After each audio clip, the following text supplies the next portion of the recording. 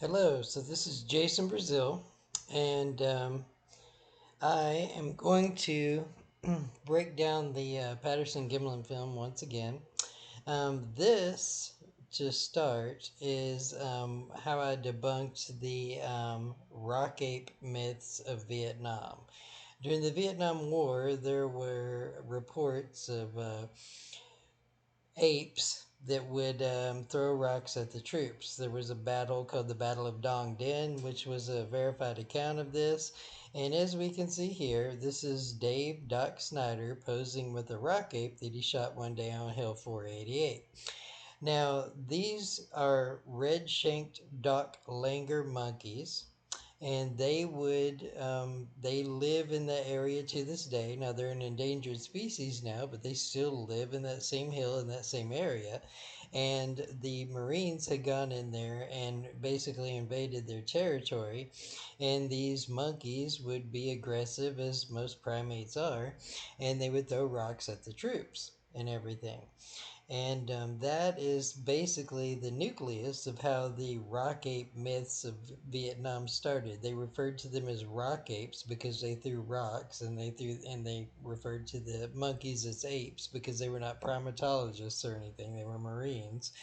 And rock ape stuck, and the rock ape is this is the real story behind it. They were a 3 foot tall monkey that when they stood up, they were about half the height of Americans. They were about 3 feet tall or so, and they would throw rocks at the troops. And this is what started the myths about Bigfoot being, or Sasquatch being in Vietnam. Is you had this 3 foot tall monkey throwing rocks at troops, which is an entertaining and unusual story to begin with, and that morphed into 9 to 10 foot tall Bigfoot or Sasquatch type creatures, as most tales do, where humans are concerned. There will be stories, that start with something like this and then evolve into like a 9 or 10 foot tall primate that's running around in the jungles of Vietnam terrorizing people or whatever. Um, it's like a big fish story. So the big fish just keeps getting bigger and bigger as the story gets retold and goes down the line. But the actual truth to the story is there were, in fact, 3 foot tall Doc Langer monkeys that would do this. Now, as far as the Patterson Gimlin film goes, the first thing that we'll look at is this sketch by Morton Kunstler that Roger Patterson had copied and plagiarized and stole for the use in his book that he had published the year before the Patterson Gimlin film, and it was the "Do Abominable Snowmen of America Really Exist?" And in the account, it is a female Bigfoot who, and he was obsessed with this female Bigfoot sighting, and it crossed the paths of a supposed hunter or person. If you've ever read the report, the actual report, which is unverified by the way, and was done at a time when the community nearby were actually offering a reward for this, for Bigfoot sighting information. It actually mirrors the film itself, right down to the famous turn that we see here. It describes it in great detail, and it appears as if Roger Patterson used this sighting and this sketch and everything as a storyboard and a script for his Bigfoot hoax film. Now, all that is circumstantial, but we'll get into all that. Right here we have frames that were numbered by Bill Munns. Bill Munns was a special effects artist who did Beastmaster, um, the Swamp Thing movie from 1980, I think it was, with Adrian Barbeau. It has really bad special effects in it. He worked with Dan, meaning Dan O'Bannon, on Return of the Living Dead, and was fired from Return of the Living Dead for doing shoddy work, basically. And as far as I know, he hasn't worked in Hollywood since then. He wrote a book called When Roger Met Patty, and he's the one who numbered all of the frames in the footage. So this is frame F325, which he numbered, And in frame F325, we can clearly see how this comes down and how this heel goes up right here. This is in keeping with fabric, a Dynel fabric that was used at the time during suit deployments during this era. And you can see right here, you can tell how that's fabric coming down. Now if you look right here and you see how this comes across in the semicircle fashion like this is not a organic heel of a living animal. This is the type of footwear that would be used in suits of that period. It is an exact match for suits of that period. Now, Bill Munns will try to say that, that motion blur transformed the foot of a living animal to exactly match the type of suit footwear and suit deployments of that era, which is preposterous. And I don't even know how you could. It's a really stupid thing to say because there's no possibility that that would happen. It's against the laws of probability. This is frame F305. And again, I'm not knocking Bill Munns. I like the guy. He's a cool guy and everything, but he's not.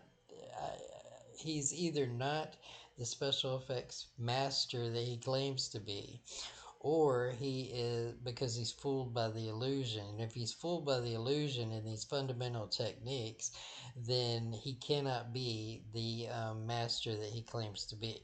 So he's either lying or he's, you know, lying in the terms of he wrote his book and he wants to sell his book and he wants to be known for this Bigfoot thing, or he's deliberately deceiving. He's deliberately deceiving people. So one way or the other, he's either lying about his FX experience and FX knowledge, or he is deliberately deceiving people. But we'll get into that.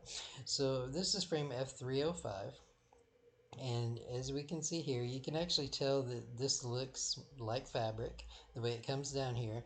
Now, I want to call attention to this because this right here, as you can see, is not the sole or heel of a living animal. This is in keeping with the type of footwear that was used in suit deployments of that era. It looks exactly like the type of footwear. You can actually see the sole of the foot. You can, everything right here, this is fabricated footwear. This is not the foot of a living animal. This is definitely, without a doubt, fabricated footwear, manufactured footwear of that era. And it's very telltale the way it appears and everything. It is in an exact correlation of that type of footwear that was used in suit deployments of that era. Now in this image I have the shoulder pads. I've taken a picture of some shoulder pads that were used during that era, during high school football and everything. Just commonly used shoulder pads. And I basically laid it over here just so you can kind of see what I'm talking about. And if we come over here, this is the image without any of the shoulder pads or anything. This is the direct image. I think came from the Blevins or whatever his name was, the guy that talks about the football, or not the football, but the Bigfoot massacre, and the lumber company killed the Bigfoot, and they're all hiding it and everything, and the Bigfoot in this film was killed by the lumber company and all that crap. Whatever his name is, I can't remember his name, but he's like this insane individual who makes all these claims, false claims about Bigfoot. And he actually has blown up the picture. This is actually true, but he's trying to say it's a real living animal. But there's are like very distinguishing things here that show us that this is actually a hoax. One of them is there's a line right here, and you can tell that what they did was they had removed the headpiece from the suit. So this is separated here. So I can definitely see this. This would be common in a suit deployment where you would actually separate the head portion, or the head of the fabric portion, from the body portion. So you have this line here showing that this is actually separated, and that's why it doesn't bunch up at the neck like Bill Munn tried to say. He said, well, I can't believe that it wouldn't be real because it doesn't bunch up at the neck. Well, Bill, what they did was they cut the suit fabric away from it, and they actually separated the head portion from the body portion. And the reason they did that is because they had taken the mask that came from the Galileo 7 episode of Star Trek. They glued some extra hair on it. They remolded the mask, glued some extra hair on it, and then placed it over a football helmet. They had taken the football helmet and removed the face guard from it, just unscrewed the face guard, and then placed the mask and the hairpiece, which is the same type of hairpiece that John Chambers commonly used. I would like to point out, I call it a Ringo Starr-esque hairpiece because it does have that Ringo Starr kind of look to it. And it's the same type of hairpiece that was used by, or wig that was used by John Chambers at the time for these type of suits and stuff. And we can clearly see that they had actually, you can tell by the shape of it here, that they had actually stretched this over a football helmet and put the mask there. And that's why it bunches up here and it has that, it creates that area up here, is because it probably didn't fit exactly right.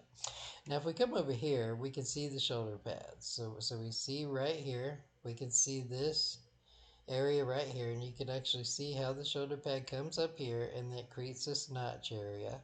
And then this is what goes up underneath the armpit and secures the shoulder pads. So we can see them over here too. You can actually see the shoulder pads like right through here. And if we come down here, we can see that what they've done is they put a fake posterior piece on here. And the reason I say that is because if you look right here and you follow this, the way it is cut and everything, that is a cut of dynel fabric. You can actually tell how it is fabric and how it was created.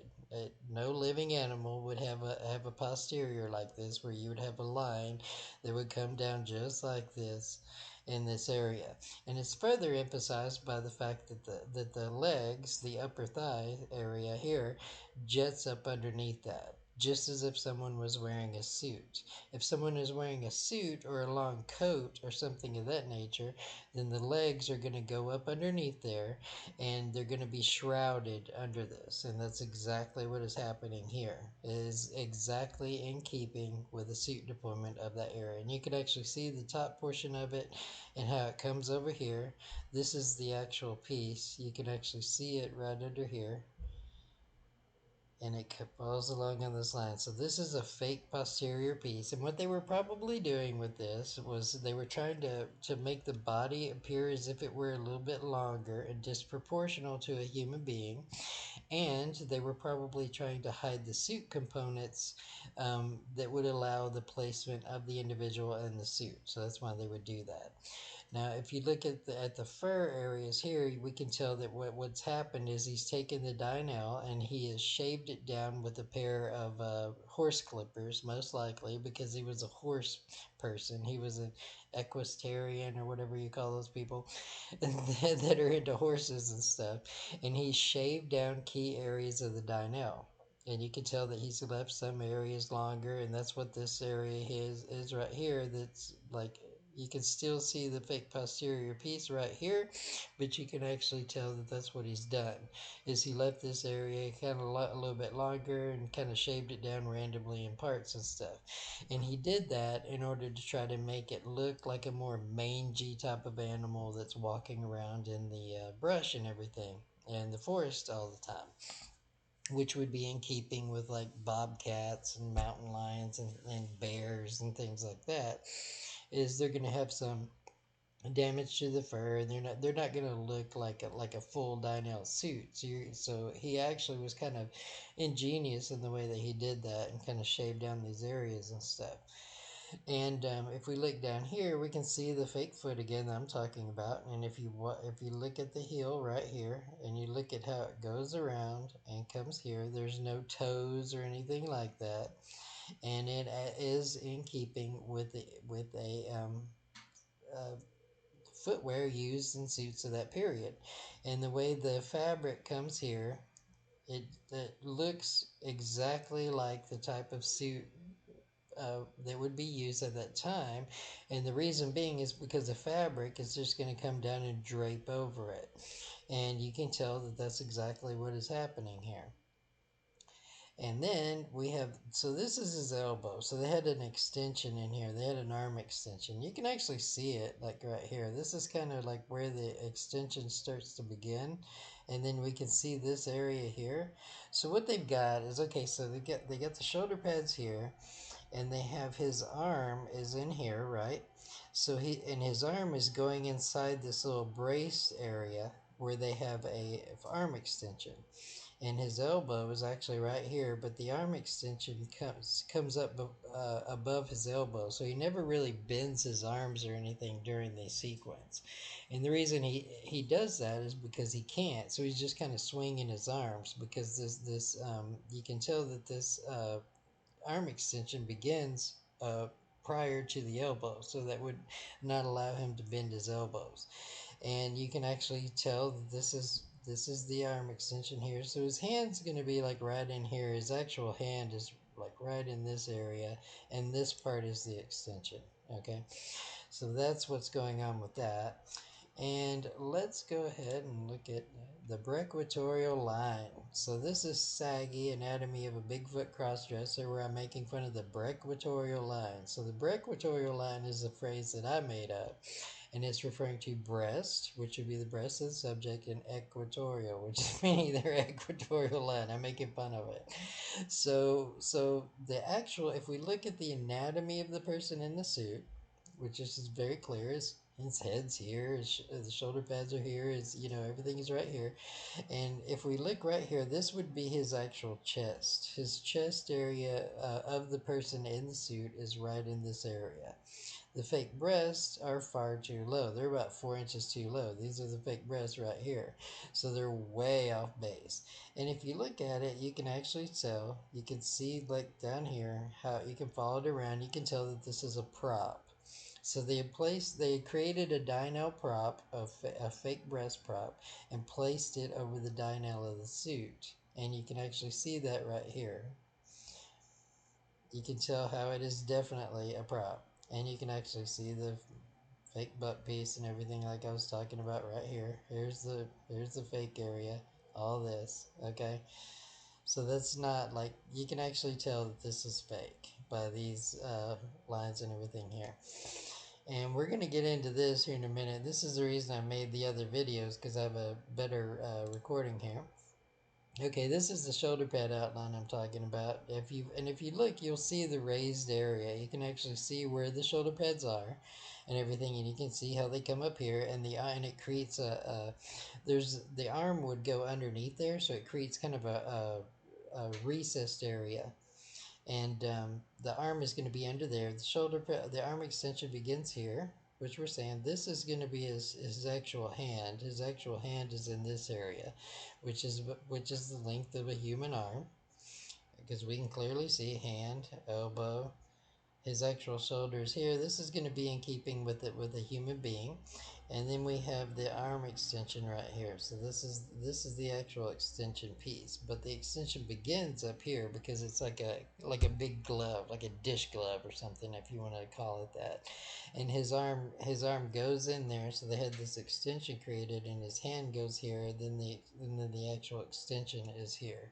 There's a fake butt piece I was talking about. Here's the fake breast prop and all this, and this is the glaring proof right here, which we're going to look at. We can tell by the way it's shaped right here that this is in keeping with a football helmet and all of that.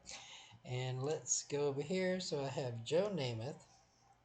Joe Namath was a football player, a quarterback for the Jets at the time of in question, the late 1960s.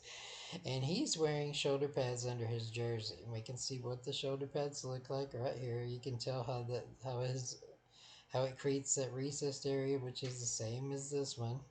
You see what I'm saying?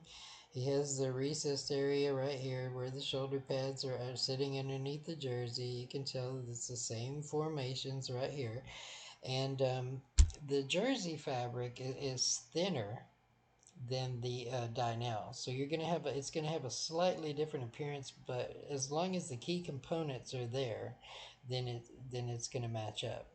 And as you can see, by looking at Joe Namath with his shoulder pads on, you can look over here and you can tell that this is exactly what is going on here. And you can see the shoulder pad support right here, which would be the same shoulder pad support like Joe Namath has, the same type of shoulder pad support. And it is sitting right here in plain view in the famous frame that everybody's looked at and stuck on refrigerator magnets and everything else, you know, car for air fresheners and everything else that they put this thing on forever and ever and ever. Well, right here in plain view is the shoulder pad support, which is just like a football player at that time. And we can actually tell right here, this is shoulder pad. This is shoulder pad. You can tell how it comes up, and then you see how it comes up right here. Comes up just exactly like a person wearing shoulder pads at that time. Has the same type of look and everything, because this is the shoulder pads and it's right here, comes up right here. Okay. um, Again, arm extension, hand, fake hand, butt piece. Here is the fake breast prop, and a very prominent FX artist and I were discussing this, and he thinks, and I also think, that the fake breast piece is upside down, and the probably, if it is, which it appears to be, and the reason it appears to be is because if you look at this is the fake breast prop, and it comes over here down through here, and the fake breasts look weird and they look out of place anyways. But if we took this whole piece and we flipped it upside down, then then the fake breast would actually be up here. So they would actually be more of in the correct area. Now, the reason they probably did that was either ignorance, like they just put it on upside down accidentally, which is a possibility. But I suspect that the shoulder pad underneath the Dynel did not really allow for that. It probably caused it to not fit properly. So they probably did this as a countermeasure. And that's why the fake breasts are so out of alignment, is because the fake breast prop should be flipped upside down, and the actual breasts would be up here, which is where they should be, and this portion would go over the ribs and everything, which is actually what it appears like it was designed for. So we have this fake breast prop, glaringly obvious right there in the frame. Definitely shoulder pads, which is corroborated by looking at football players of the era, looking at football players and how they look with their shoulder pads on. Same exact thing. It's just under Dino fabric rather than a football jersey. But same thing. Now here's the unmarked version. This is the blurry still that everybody has and uses everywhere. I've not done anything to it. And here is the fake breast prop. You can actually see it right here. You see how it sits right here. Here's the fake breast, and then it comes up under here, and you can actually tell that this is sitting on top of the Dynel. You can actually tell this. It actually comes right here through here.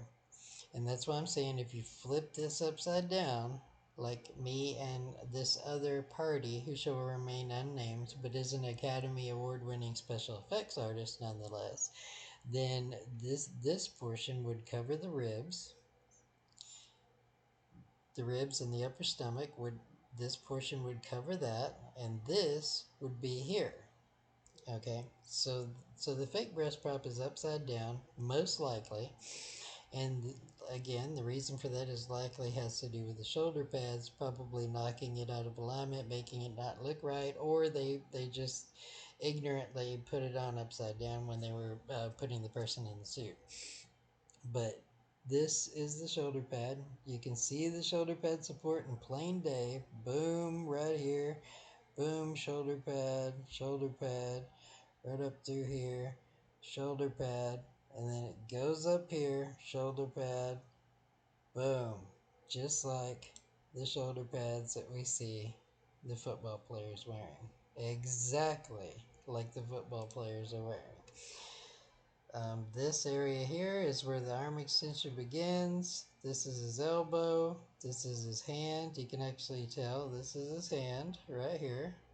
So this is the actual hand of the person in the suit. This would be keeping with someone wearing a suit. This using an arm extension, and then this portion right here from this point down is the hand, the fake hand, and the arm extension. But the arm extension again begins here because it's like a long glove to fix it in place in the suit. So they had this arm extension here.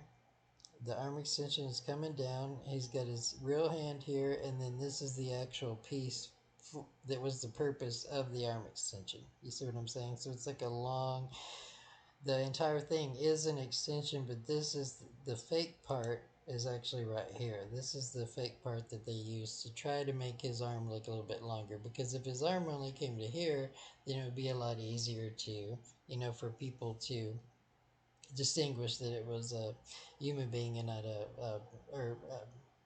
a human being rather than a real living creature. This area here is shaved down. You can tell that he shaved down the Dynel. This is the fake butt piece, the fake posterior piece that's coming down over here. Sorry, I can't talk. And the arm extensions over here is doing the same thing. His arm's never bent throughout the sequence, which we'll look at.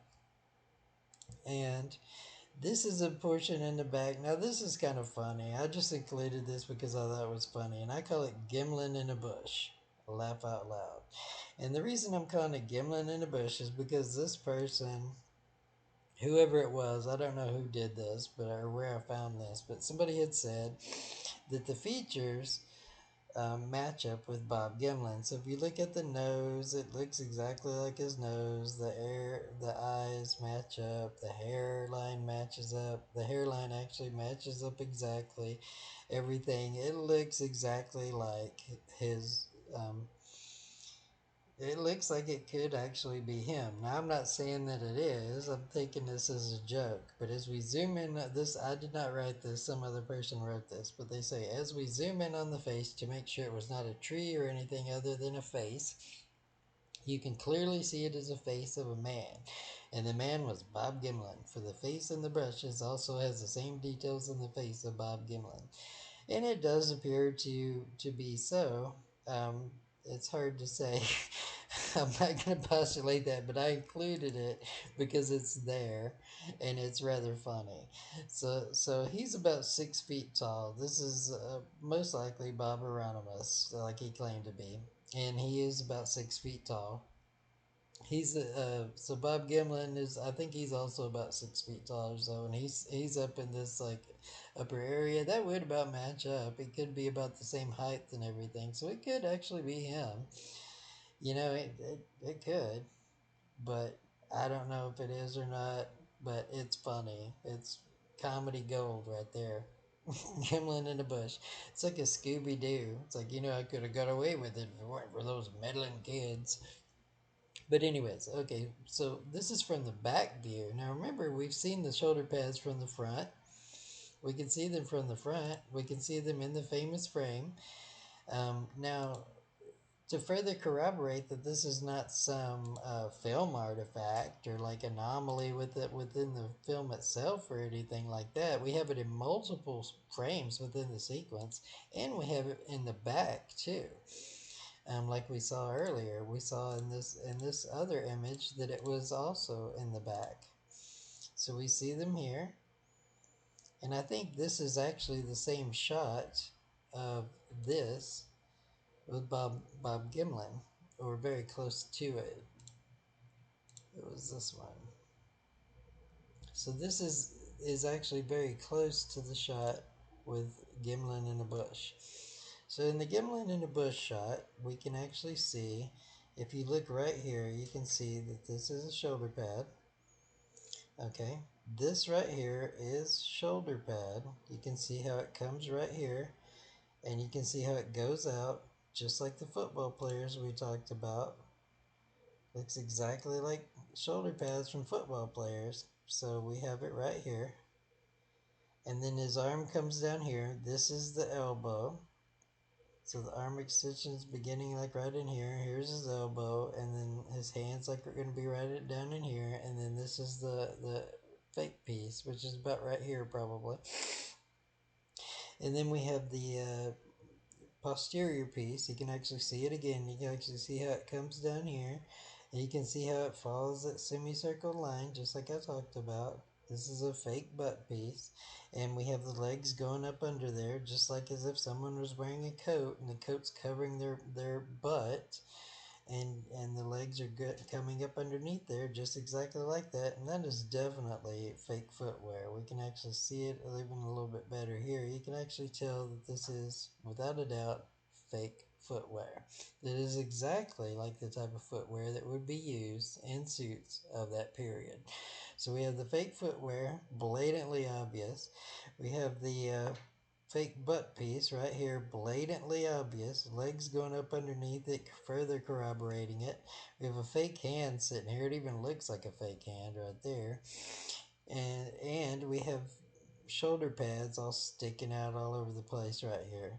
So this is definitely exactly in keeping with the suit deployment of that period. This is FX technology. They were trying to bulk it up and make it appear as if it was a bigger um, animal than a person in a suit. So they use the shoulder pads to try to make it look bigger. They use a fake posterior piece to try to make the body appear as if it was longer and deceive people. They use the arm extension, try to make the arms look longer and the hands bigger and everything, and of course the fake footwear to make the feet look big because it's Bigfoot after all, and you know the football helmet like I talked about. So you got it. So they're trying to make it appear as if it is a lot larger than and bulkier than it actually is. And Gimlin in the Bush is over here just checking it out. Now, now, I'm not saying again that that is Gimlin in a bush, although that's rather funny. But like, if it were, it actually would make sense because with the camera that they were using, um, and they were filming this footage, then let's say that Bob Hieronymus is in the suit here and he's walking along. Well, Gimlin in a bush is likely not gonna be seen within the footage, or they didn't think he would ever be detected. So it would actually make sense for him to be hiding in the bushes there. And the reason being is because if Bob Hieronymus needed some help or something like that, like let's say he fell or let's say that something went wrong with the suit or something like that, or he needed to get out of it quickly or something, then it would actually make sense for Bob Gimlin to be there to help him out if he needed any help, or and to further, assist like a production assistant. So, and another thing about this film footage is the actual location that they used was a sandbar, which is very convenient, with a log that was falling over, a tree that was falling over, that helped shroud the majority. Excuse me, I yawned. Um, with the log, a tree that had fallen over, that they actually helped shroud a lot of the suit components and stuff. So he actually gets to show what he wants to very quickly, and then it walks off behind the tree and everything, and that actually helps him to mask the illusion. So it was like a great location scouting. It was a great bit of location scouting. Anytime you're going to make a film production or anything, you want to have the right atmosphere, the right aesthetics, and the right location. Um, you know, with everything, all the components that you need to tell your story, and it appears as if they actually found the right location and they had scouted out that location, which is most likely what they were doing when they were exploring the area and stuff. They weren't looking for Bigfoot, they were looking for a location so that they could film their Bigfoot hoax. And they were just throwing that in there to kind of lend credibility to this hoax sighting and stuff. But what they were actually doing was trying to find the right location to sorry, I keep yawning. Um, they were trying to find the right location to pull off their hoax, and they found the sandbar with the tree falling over, and it just worked out great for it. Which is, I have to give them props for the right location. Which is another problem with it, because it most likely, if it were real and genuine, then it would not have happened in such a location that would be so perfect for the masking of the illusion and stuff. But we got Gimlin in the bush sitting over here just checking it out. He's going to help old Bob out if Bob needs any help or anything. That's what they say. So there's a video here like that was done by what was it? Squatch Mafia or something like that. So I have it here. I have it all queued up, and I'm gonna show you something within the film that actually I noticed, and this was the first thing I ever noticed that enabled me to distinguish whether it was real or fake. And this is the first thing I ever saw that told me immediately that it was fake. And it's a very hard thing to point out, because it happens very quickly, and it only happens twice, and it's kind of difficult to spot. But with the camera and everything used, and he was deliberately shaking it in parts and stuff like that to help mask his illusion. And I'm going to point that out to you. Oh, and before I go into that, I've said it before and I'm going to say it again. People who compare this film footage to Planet of the Apes, which was also filmed in 1967, well, 1966, 67, have absolutely no idea what the hell they're talking about. In the world of practical makeup effects, there are many different components that go into the creation of illusions. You might need to be a sculptor, you might need to be a painter, you might need to be a sketch artist, you might need to be a cosmetologist, a person who applies cosmetics to people. You have multi-disciplines that you work in when you create illusions of this type for the purpose of film productions. There are many different outside the box type thinking techniques that you have to use, and there are many different types of illusions that are created for different purposes. And for the purposes of Planet of the Apes, which was a feature film involving a satirical society of apes, after mankind had fallen or whatever, there was uh, essentially a deliberate satire of human beings and their culture. The Roddy McDowall and the other actors who were wearing the ape makeup needed to be able to express emotions and use exaggerated facial expressions in order to do so, to breathe life into the characters and to add to the storytelling component and fool the audience. Okay. Suspend the disbelief of the audience, I think, is the phrase that people use all the time. So what John Chambers did was he glued the prosthetics directly onto the faces of the actors involved. And that was a revolutionary technique at the time. It was actually the methods that he used for that and stuff were quite a breakthrough, as far as practical makeup effects go. So there's no taking away from that, and it served the purposes of the illusions.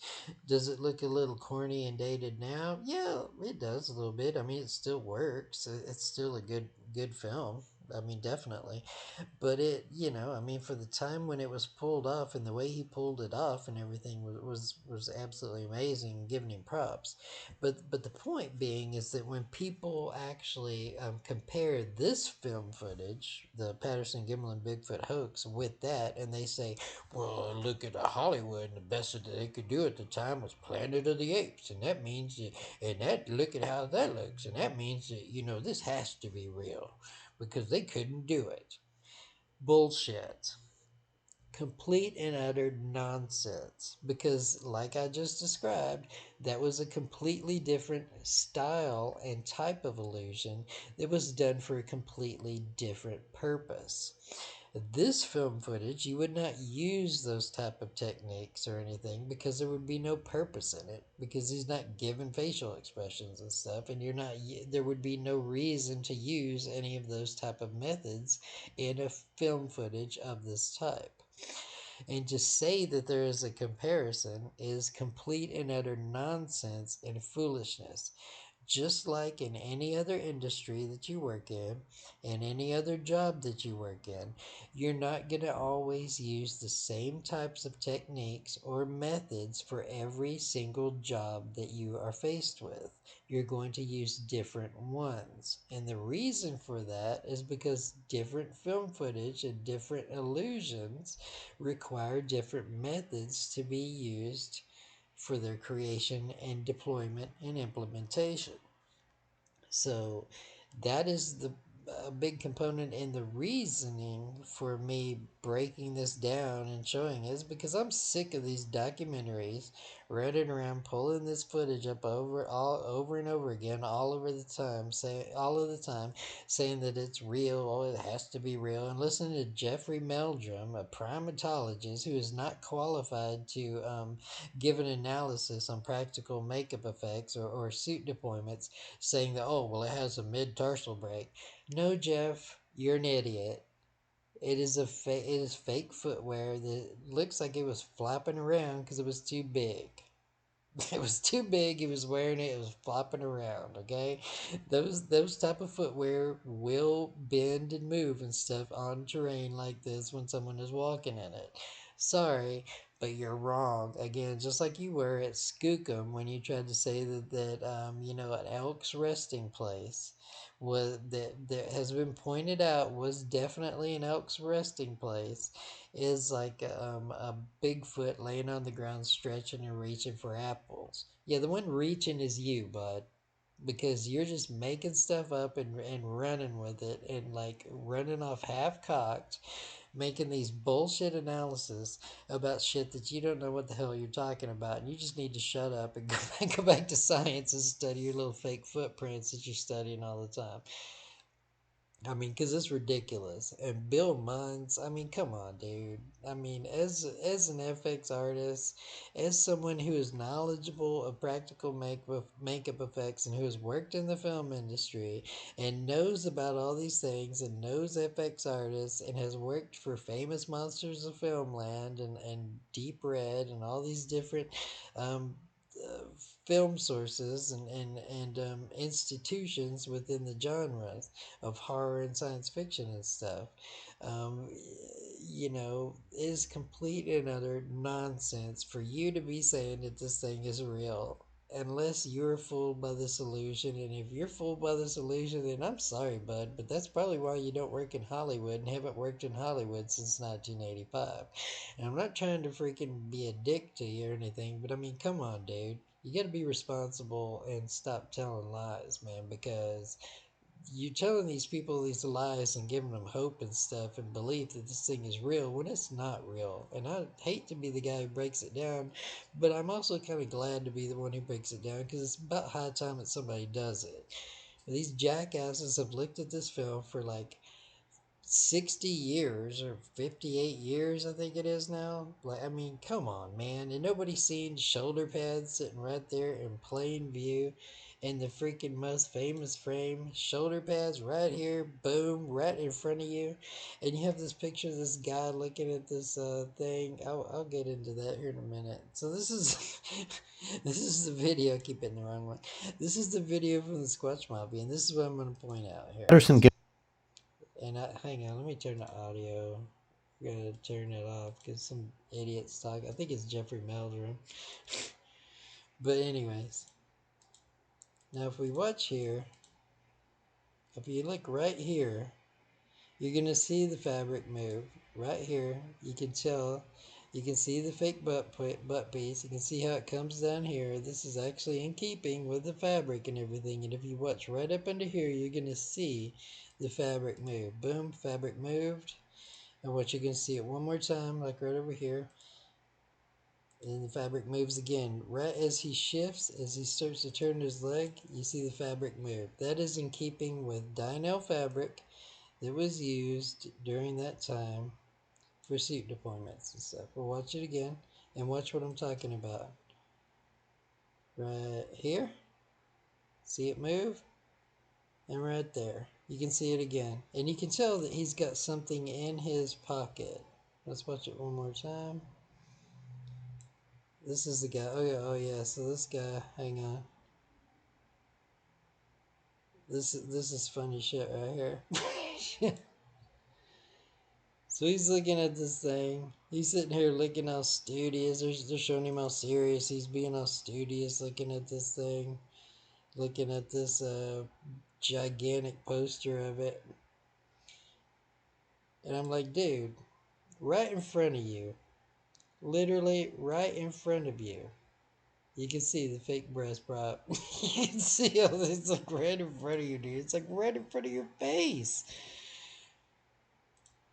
I mean, come on, man. And okay, let's watch it again.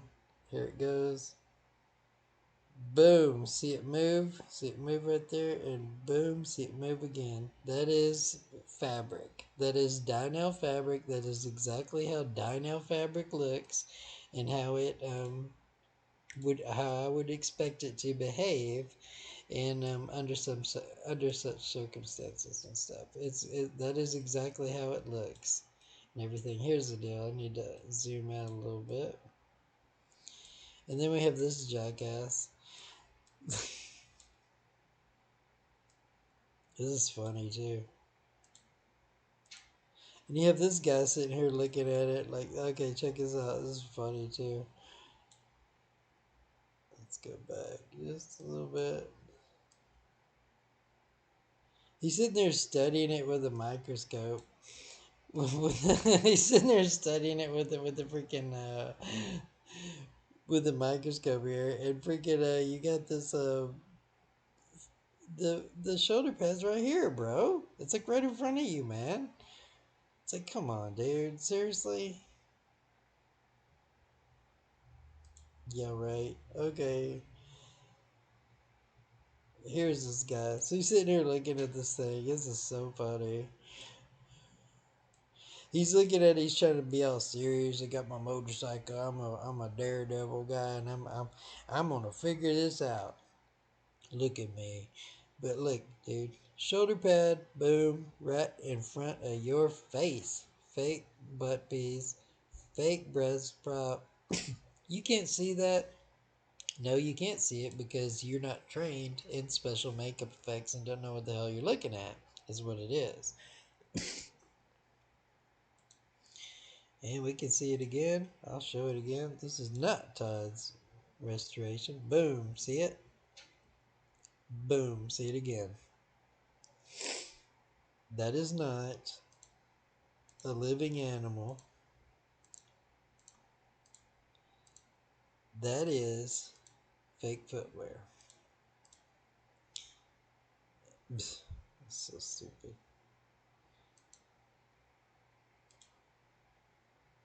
And they're showing the the BBC documentary thing where they recreated it. Yeah, dude. Okay, so what this is they shaved down parts of the dino like I talked about. This is actually not true. Somebody's made all this up. This is not true. This is this is not true. It's so funny. Look right here, dude. You can see the shoulder pads. Boom. Shoulder pad. Boom. Right here. Goes up under here.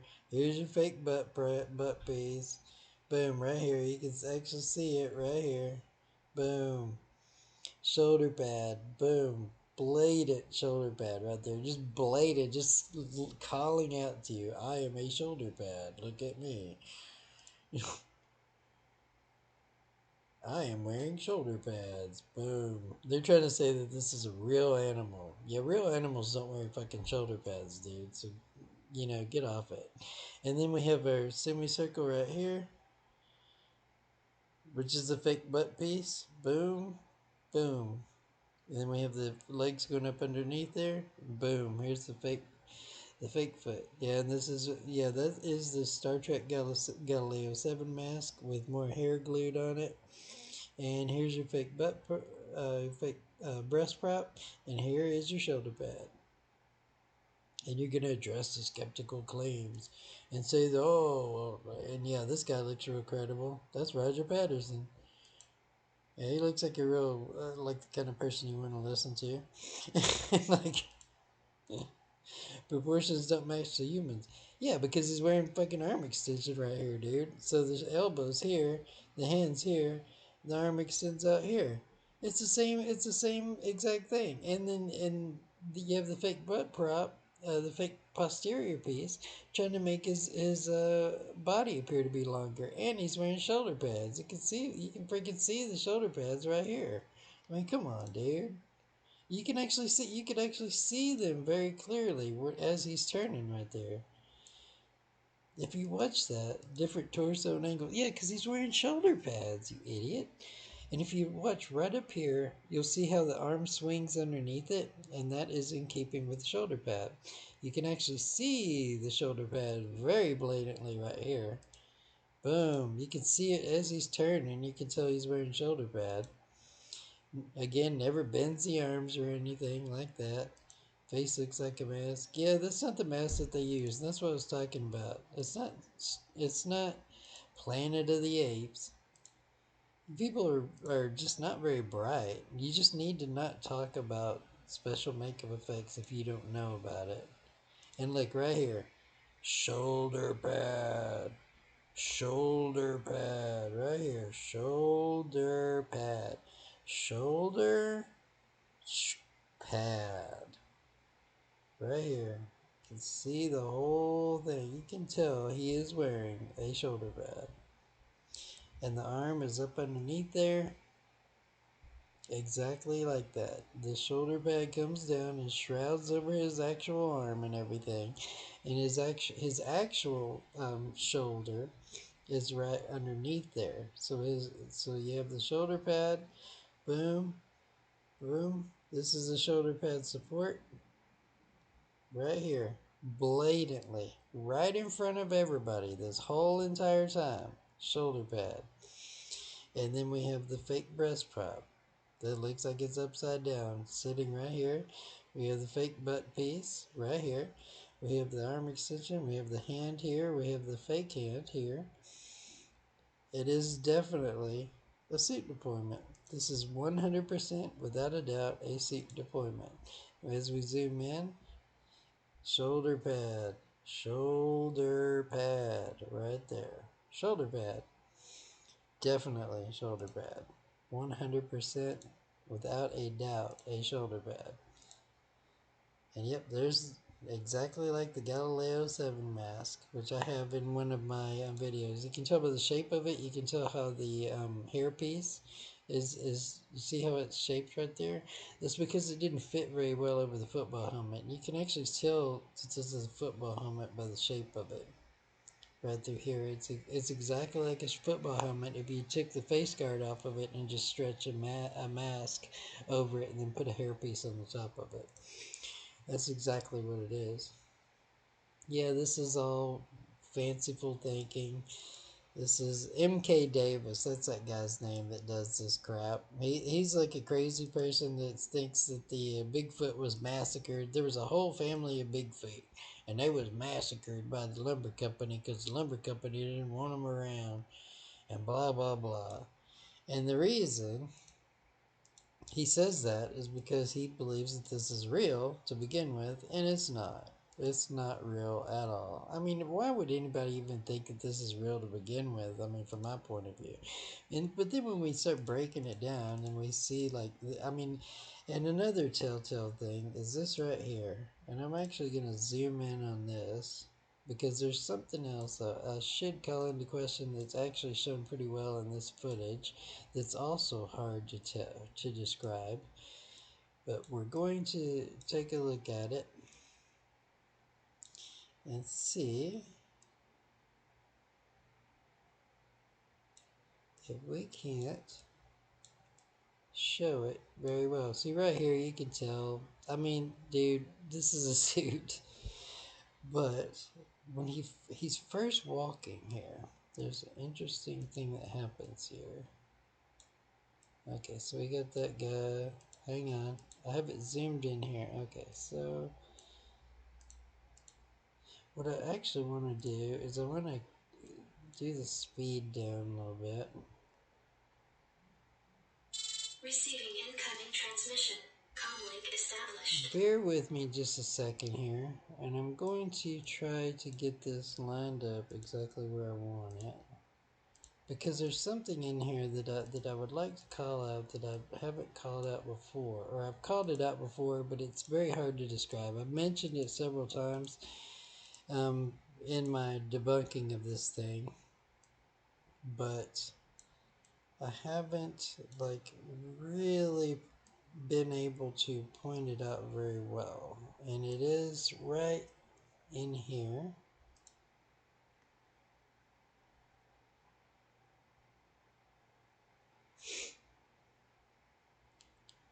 Fake.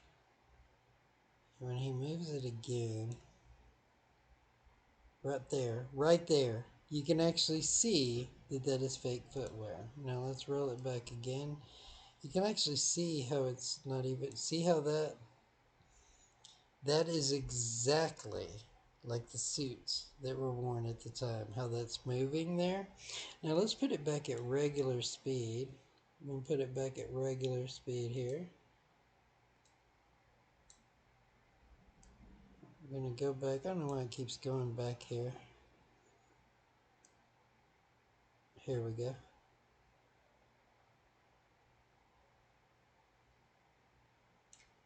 So let's put it back at regular speed.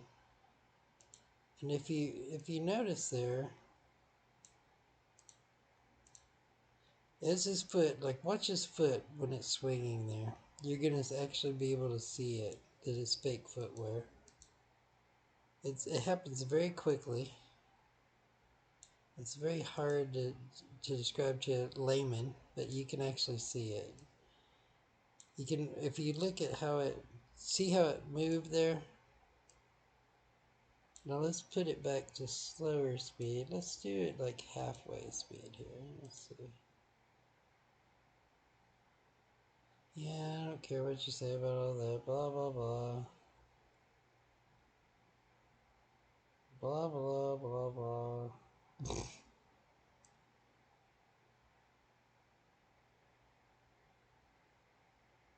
Where is it? I don't know why this particular video keeps doing that to me. Oh, here we go. This is actually the better one anyways. Okay. This is the idiot that's sitting there looking at his thing. Looking at the gigantic poster with the shoulder pads sitting, staring him right in the face. He doesn't recognize it. Okay. Now as he's moving, you saw that right there. There was that is what Jeffrey Meldrum tries to say is a mid-tarsal joint, I believe. And but if you watch it, that's not a mid-tarsal joint. That is footwear of suits of that time. It is exactly like the footwear that was used in suit deployments of that era of special effects technology.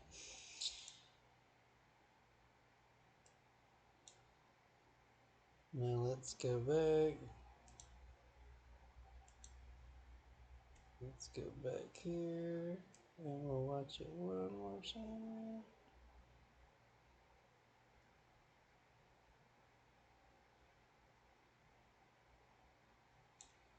Okay, so we're going to see it again.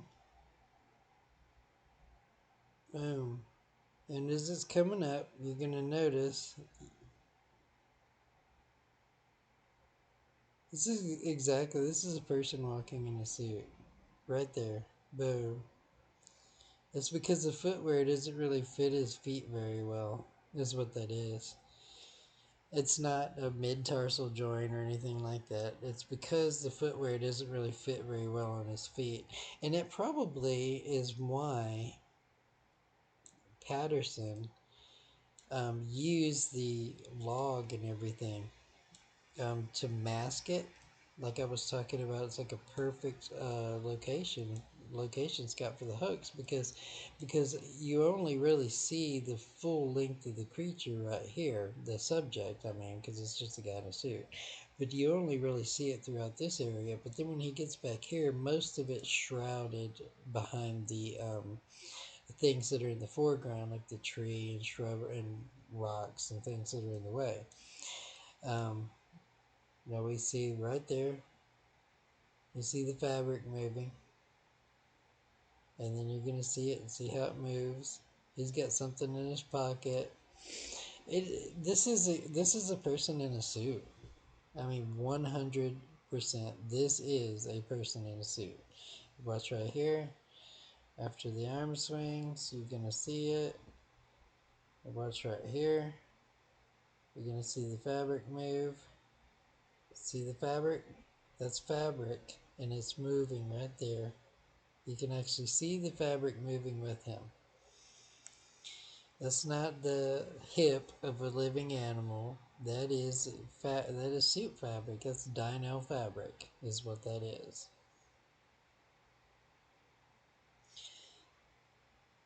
In fact, if we go back,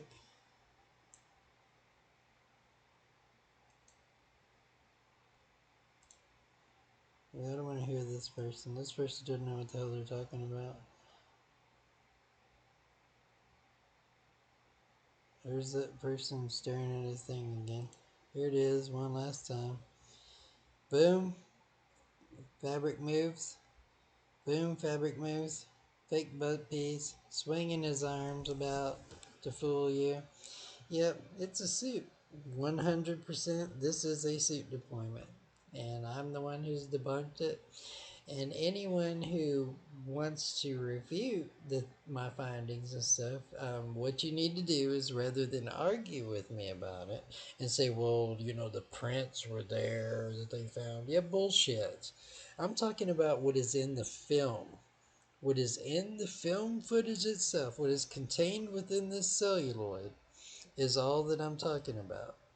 And this is what we're going to use to debunk it. So you're going to have to prove that he doesn't really have shoulder pads on when he does. He very clearly does. And that this really is not a fake butt piece when it very clearly is. And that this is not a shoulder pad support when it very obviously is shoulder pads. I mean, shoulder pad. Boom. You can actually see the lines. Shoulder pad, shoulder pad, shoulder pad, shoulder pad. Right there. Fake breast prop. Right there. In plain view. So if you're going to try to debunk my debunking of this, and this is how the scientific process works. In the scientific process, someone gathers evidence, and then they put forth that evidence. And then if no one else can refute that evidence, then that means that it's debunked. That means that they have successfully debunked their this footage, for example. So I claim the title of having debunked this footage. Now, in order to debunk me and to make the footage undebunked again, which it's not going to be able to do, you are going to have to prove some very specific things. And you're going to have to present some evidence that will withstand scrutiny. And what that means is that it's going to have to be evidence that we can look at that is going to prove some very specific things. And we're not talking about the backstory, the he said, she said. He went to the camera shop, Shepard's camera shop, and, brought in fake feet or fake prints that were too narrow, and then came back later with proportional fake prints and all that, and or they sent the film here, or so and so was a good person, or I believe in so and so because they seem like a credible person, and all this bullshit. Okay. For starters, the backstory proves that it's a hoax, because if it were real, then the backstory wouldn't have all that bullshit attached to it. And one of the most glaring things about it is the fact that the film stock that they used was a specialty film. And during that time, there were only 12 processing labs for Kodak in the nation that were able to process that type of film, because there were certain chemicals that were involved in the processing technique that none of the other labs had. Now, the processing lab that they said that they sent this footage to did not process that type of film. and they did not work on weekends. So how they would send film footage into a lab that couldn't process it on a Friday and be watching the film on a Sunday at a person's house in the late 1960s when they couldn't even process the film it just didn't add up. I mean, it's just not going to happen. But, but all of those things aside, forget all of those things. This footage is now debunked once and for all, finally. And in order to prove me wrong, you don't argue with me, call me names and all those things like all you Bigfooters have been doing. But what you're going to have to do is prove some very specific things. And what I mean by that is you're going to have to prove that this is not a shoulder pad when it very clearly is. We're going to have, and the fact that this is a shoulder pad eliminates your argument about, oh, well, replicate the suit then. Why? There's fucking shoulder pad sitting right here in front of your face. I mean, the shoulder pad is right here. And we have an arm extension right here. We have a fake hand right here. We have his real hand right here. We have a fake breast prop right here in plain view. Why in the hell would we ever want to replicate or spend funds replicating this when the shoulder pad is right here in plain view? Why? So that argument is now nullified.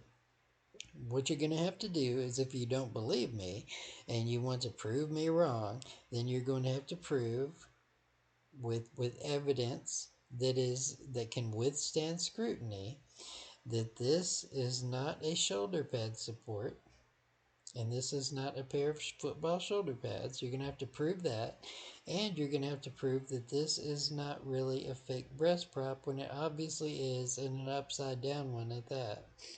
You're going to have to prove that this is not really an arm extension, and you're going to have to prove that he bends his elbows and moves his arms like any normal creature or human being or creature would, um, which he couldn't do because the shoulder pads or the arm extension came up above his elbow. You're going to have to prove that this is not really his real hand and that this is not really a fake hand. And the fingers never move. None of that happens. So you're going to have to prove that I'm wrong. You're going to have to prove those things. And you're going to have to prove that this is not really a fake posterior piece. And you're also going to have to prove that a creature would have its breasts in this type of position and stuff. But mainly, you're gonna have to prove that these are not shoulder pads. If they're not really shoulder pads, you're gonna have to prove that this is not a fake butt piece. I mean, come on, look at it, dude. I mean, this is fabric that is cut. That looks exactly like dino fabric. You can actually see where it comes right here, where it's even attached. Look, right there. Boom, fabric. Dino fabric is cut. You can actually see the rest of it right here. That is fabric. I hate to break it to you, but this is fabric. You're going to have to prove that this is not fabric. You're going to have to prove that these are real feet, and that even though they're fake footwear, you're going to have to prove that this is a real foot. You're going to have to prove that this is not a fake footwear, although it obviously is and everything. So, I mean, if you can prove those things, which I'd love to see it, because I want to know how you're going to prove that what is blatantly, obviously, a very unimpressive, at that, suit deployment for that period of time that only appeared to be impressive because of the shitty production value that it had. It had a very shitty production value. He used a shitty camera and deliberately shook the camera and stood far away from the subject and kept the subject out of focus deliberately to try to mask these things, because if you stood right next to it and looked at it, uh, look at him like wearing the suit, you were standing right next to him, in other words, um, it probably looked very unimpressive. I mean, it's very unimpressive to me, but that's because I know special makeup effects, practical makeup effects, and everything.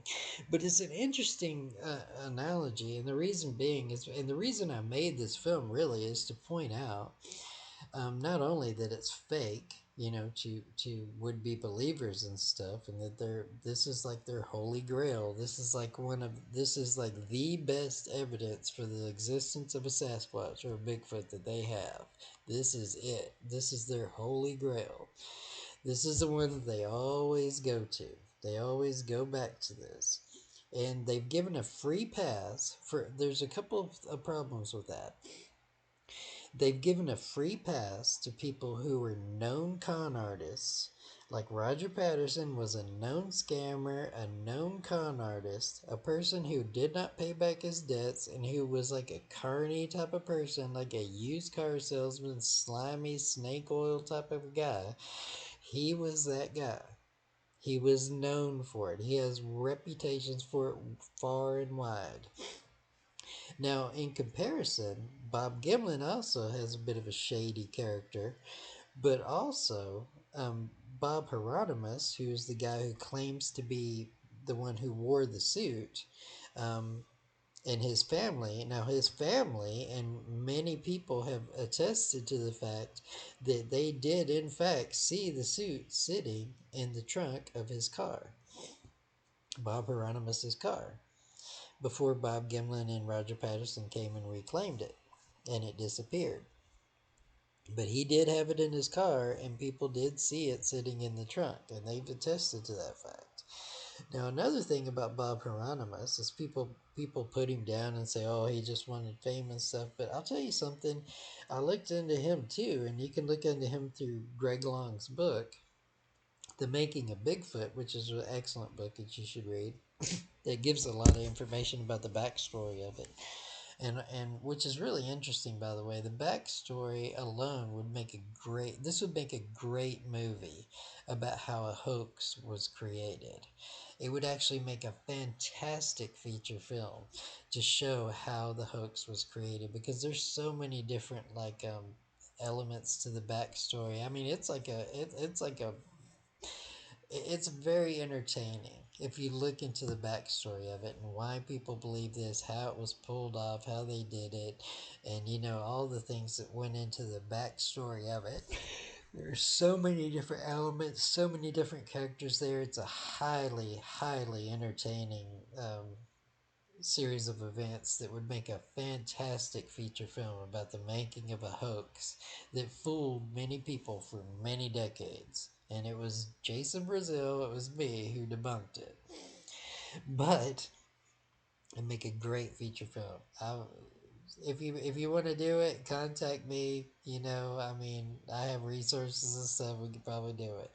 But anyways, Bob Hieronymus, the person who claims to wear the suit, that although they put him down and attack his character and stuff all the time, which the Bigfoot believers do, say he's a liar and all this, he actually, in comparison with Roger Patterson and Bob Gimlin, who both have shady reputations and bad reputations, Bob Hieronymus actually has a very sterling reputation. He actually is known for being a very upfront and honest type of guy. He's never been in any kind of trouble. He worked at one company like his whole life and all this, and he's like very well known for being a very honest and straightforward person. There are absolutely no accusations of dishonesty or anything like that aside from Bigfoot believers in relation to his claiming to wear the suit in the hoax. And there's really no reason to believe that he wouldn't have been the person to wear the suit. They say, "Well, why pay him $1,000?" Because he was apparently offered $1,000 to wear it.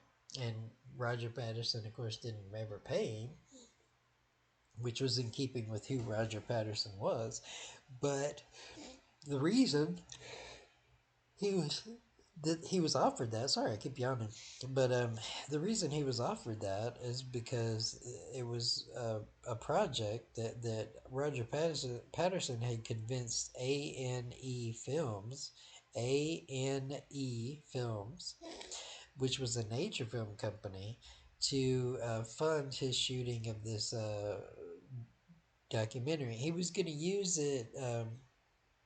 to sell his book basically, and they wanted it to use it as an in-between act sandwiched between cougar country and like raccoon territory and those other types of nature films that they would make in order to bolster attendance at their screenings, which actually worked. And you know, they all made a lot of money off of it. And I think Roger Patterson's widow, Patty Patterson, actually makes a lot of money off of it to this day, because I think it's like $10,000 or something to acquire the rights to the footage or something like that. So yeah, I mean they still make money off of it to this day. But yep, here you go. Boom. I mean, this right here is the most glaring sign of fakery you're ever gonna see. And then, I mean, come on, dude. That is a fake footwear. And this is coming from me, who is a person that is very well versed in practical makeup effects, all the way spanning all the way from the 1950s, the science fiction and horror films of the 1950s. I worked for Hammer Horror, Hammer Studios and everything, and like everything down through the ages, down through into the like 2000s, 1990s. Like practical makeup effects, I know a lot about it. I know how suits are created. I know how they're deployed, all of those things. Um, Computer generated graphics and stuff like Star Wars, like when they started using the computer graphics and stuff. That's not really my forte. I like practical makeup effects. That's what got me interested in film to begin with, and that's why I worked for properties like iconic properties like Famous Monsters of Filmland, Deep Red, and all the ones. I own Space Monsters magazine and all of that, but that's where all that came from, was a love for practical makeup effects. Like as far as horror goes and stuff, to be honest with you, I like horror. I like horror movies and all those sorts of things, but I don't really like horror in the context that a lot of people think I do. It's the reason I like horror is because our horror movies or science fiction movies is because I like practical makeup effects, and the majority of the films, film productions, and television productions that you're going to see that use practical makeup effects are going to be horror and science fiction related. Sometimes you'll use a little bit in drama or romantic comedies or things like that, which I like some of those films too, but they're not heavily reliant upon practical makeup effects or suit deployments or like things of that nature, like John Carpenter's The Thing, and all these sorts of films like this. So there's something special about the creation of practical makeup effects, and the way that they're more organic and more believable when done right and realistic, as opposed to computer simulated graphics and stuff. The computer graphics have not been able to master how an organic being would actually move. It always looks too mathematically appropriate, too calculated in the movements. There's subtle little nuances and things that living organisms do in their behavior that the computer just cannot replicate. And that's where practical makeup effects come in. And practical makeup effects are always going to outshine computer illustrations, computer graphics, in as far as film productions and television productions go. But the reason I made this film, aside from like proving to the believers that it's not real, is really, I'm talking to fellow film professionals, because what you can take away from this is how, I mean, look at this. I mean we obviously have a very John Chambers-esque type hairpiece. We have a football helmet. We have it separated from the body. We have a suit, a Dynel suit that's shaved down in like areas. It looks crappy. And then we have a freaking pair of shoulder pads all sticking out all over the place that they didn't even pad properly underneath, where the arm goes up in the shoulder pads. They try to even mask it. I mean, it's blatantly right here. I mean, boom! Any film professional is going to see this. If you took some like padding material and padded it up in there, you could have maybe gotten away with that. But they didn't even do that. I mean, it looks terrible. And then you have this fake butt piece here that's all sticking out. And I mean, this part right here. I mean, come on, man. That's just horrible, horrible work. But I mean, it's done by amateurs.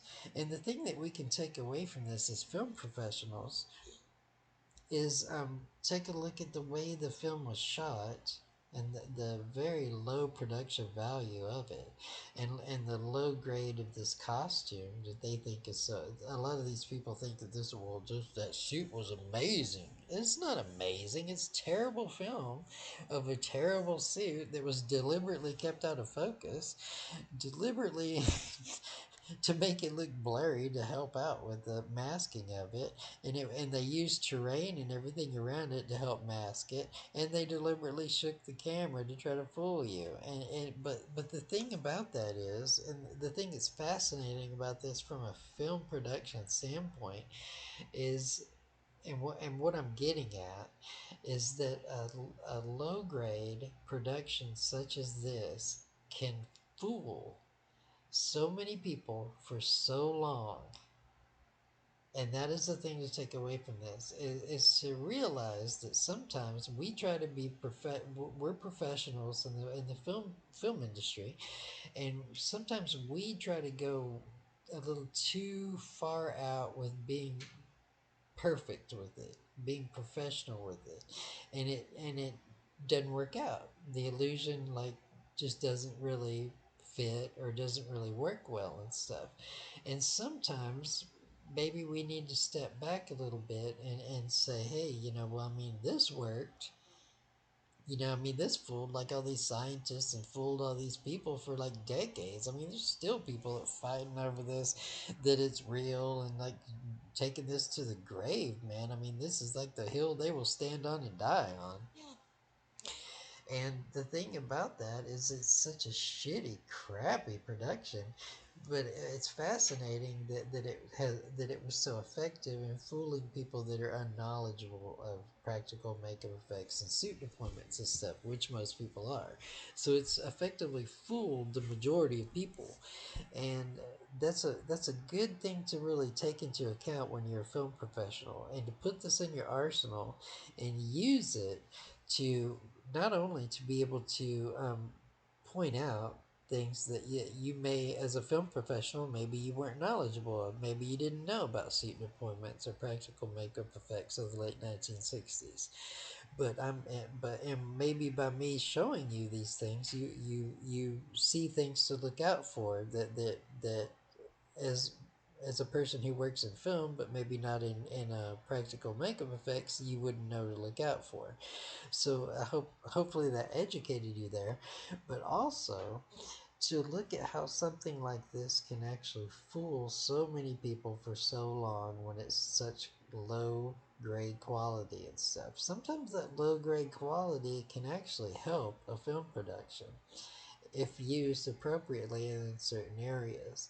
And this is what I'm getting at, and one of the things to put in your arsenal is that, I mean, if these guys can like do such a crappy job as, I mean, seriously, it's ridiculous, a crappy job such as this, and fool so many people into believing it's real, then you should be able to also, and take this into account, and put this in your filmmaking arsenal and use it to your advantage, because it is fascinating that such a lousy um, stunt um, fools so many people for so long. It's so crazy, but it's very interesting from a filmmaking perspective to look at these hoaxes like this, especially like this one, when you have so many things to call attention to and stuff, and to actually educate people on how